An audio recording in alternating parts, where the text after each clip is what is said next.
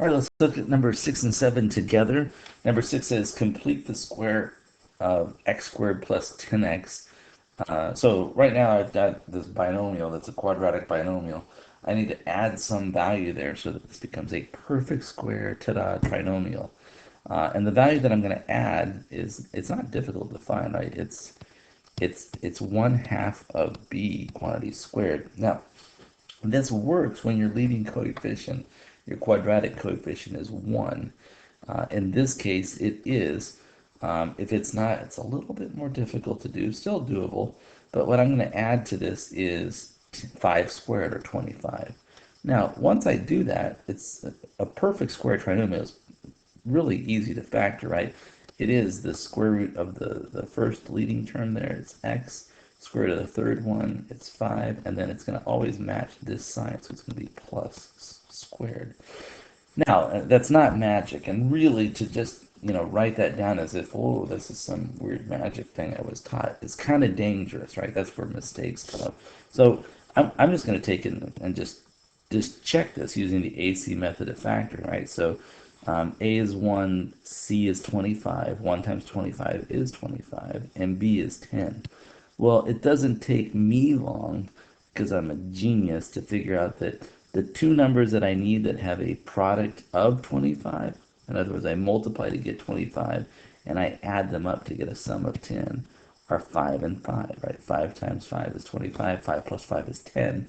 So we're looking at here x plus 5 quantity squared, no, x plus 5 times x plus 5, right? Exact same thing. There we go. Number 7, complete the square to rewrite this function in vertex form. Vertex form is beautiful because you can glance at a function and you can see, dude, check out, that's where the vertex of that parabolic curve is. So I'm going to go ahead and rewrite this. And it looks like this. It's still going to be a function f of x.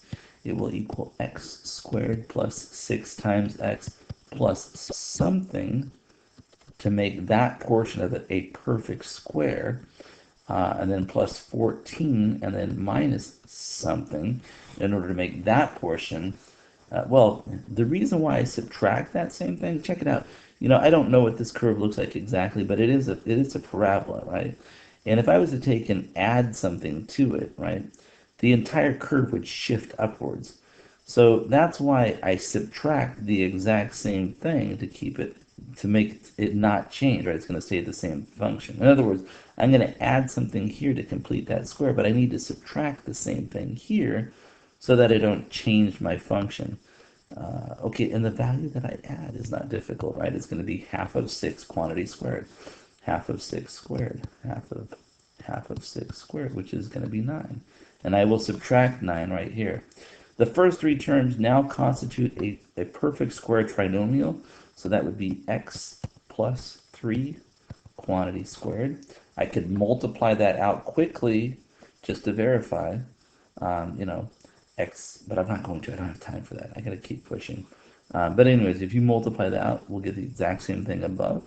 And then down below, that's going to be plus 14 minus 9. 14 minus 9 is the number 5. So here we are in vertex form. My vertex form is f of x equals x plus 3 quantity squared plus 5.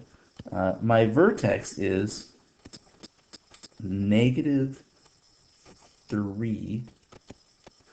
Negative 3, remember it's a minus 3, right? So it's negative 3, and my the y value is at 5.